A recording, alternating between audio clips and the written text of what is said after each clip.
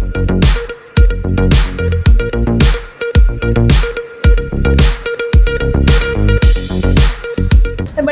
લોકસભા ચૂંટણીમાં કોંગ્રેસના ઉમેદવાર જ્ઞાનીબેન ઠાકોરનો ભવ્ય વિજય થતા વિજય સરઘસ નીકળ્યો। લોકસભાની ચૂંટણીનું આજે પરિણામ જાહેર થતા કભી ખુશી કભી ગમ જેવો માહોલ છવાયો હતો।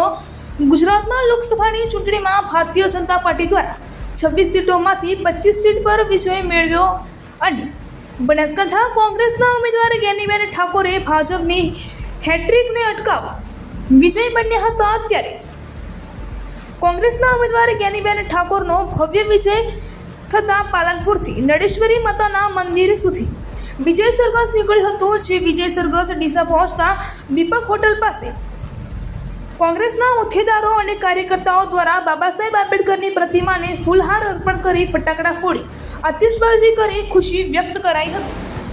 જ્યારે વિજય સરઘસમાં જ્ઞાનીબેન ઠાકોર સહિત ઠાકરસિંહ રબારી, ગુલાબસિંહ રાજપૂત, નરસિંહભાઈ સહિત મોટી સંખ્યામાં કોંગ્રેસના આગેવાનો અને હોદ્દેદારો સાથે કાર્યકર્તાઓ જોડાયા હતા।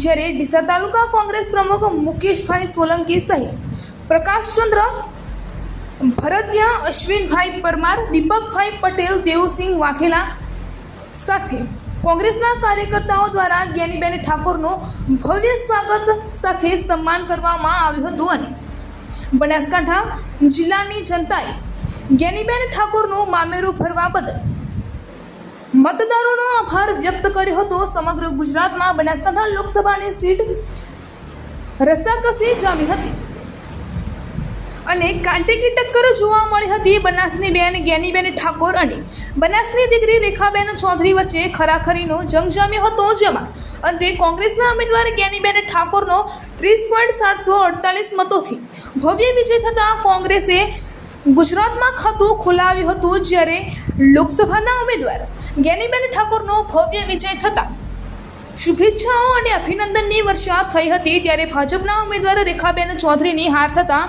ભાજપ છાવણીમાં સોપો પડી જવા પામ્યો હતો। કોંગ્રેસના ઉમેદવાર જ્ઞાનીબેન ઠાકોરના વિજય સરઘસને અનુલક્ષીને ડીસા ડીવાયએસપી સહિત ઉત્તર દક્ષિણ પોલીસ દ્વારા કડક પોલીસ બંદોબસ્ત ગોઠવી દેવામાં આવ્યો હતો।